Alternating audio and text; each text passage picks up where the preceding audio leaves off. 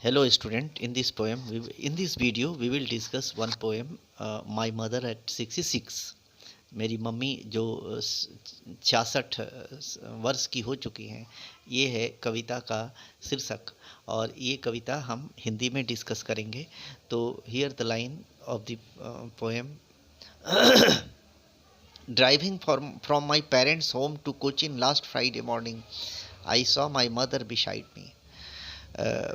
Kochi station की तो ओर जाते हुए अपने माता पिता के घर से कमला दास जो कवयित्री हैं, वो अपने माता पिता के घर से कोचीन हवाई अड्डे की तरफ कार से जा रही हैं। उनकी मम्मी उनके साथ बैठी हुई हैं। Those open mouth, her face ashen like that of corpse and realised with pen.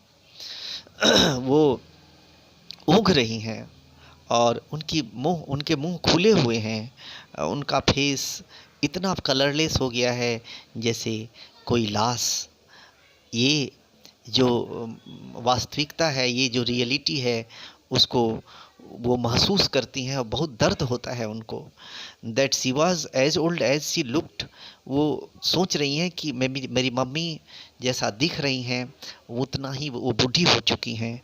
But सुन, लेकिन इन विचारों को ज़्यादा देर तक अपने दिमाग में रख नहीं सकती।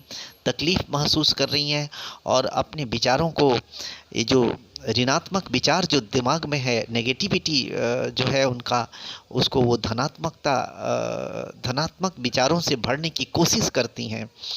और वो कोशिश क्या है, वो कार से चलती हुई जो बगल के पेड़ पौधे हैं उनको निहारती हैं।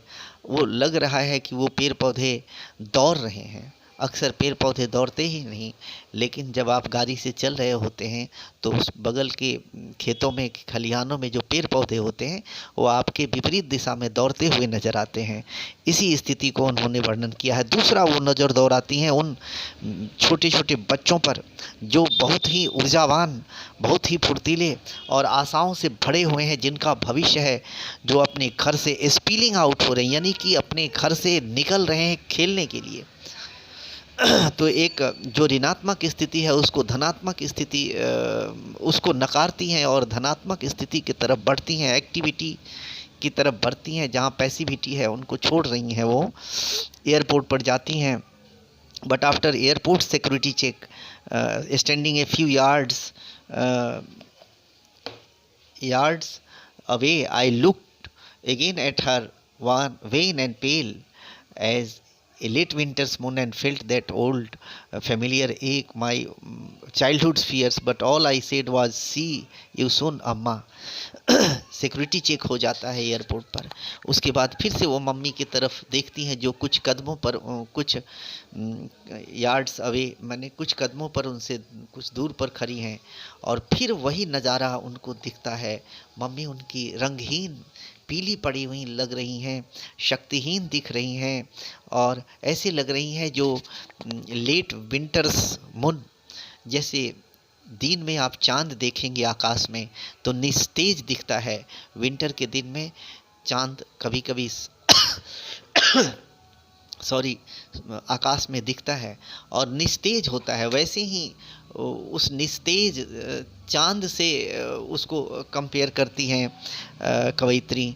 और खुद के, अपने मम्मी के ओल्ड एज को, अपने मम्मी के बुढ़ापे को देखकर खुद के बुढ़ापे के बारे में सोचती हैं और बहुत ही विचलित हो जाती हैं। लेकिन फिर इस सच्चाई को झुठलाते हुए वो कहती हैं कि सी यू अगेन अम्मा, माँ मैं फिर मिलूँगा, और चल देती हैं। यानी कि कवयित्री चाहती हैं, होप करती हैं, विश्वास करती हैं जहाँ कोई विश्वास का कोई जगह ही नहीं है। She tries to draw hope where there is no hope. जहाँ होप नहीं है वहाँ से ही होप खोजने की कोशिश करती हैं। तो लाख ऋणात्मकताओं के, नेगेटिविटी के बावजूद कुछ धनात्मक विचार कवयित्री के दिमाग में आते हैं।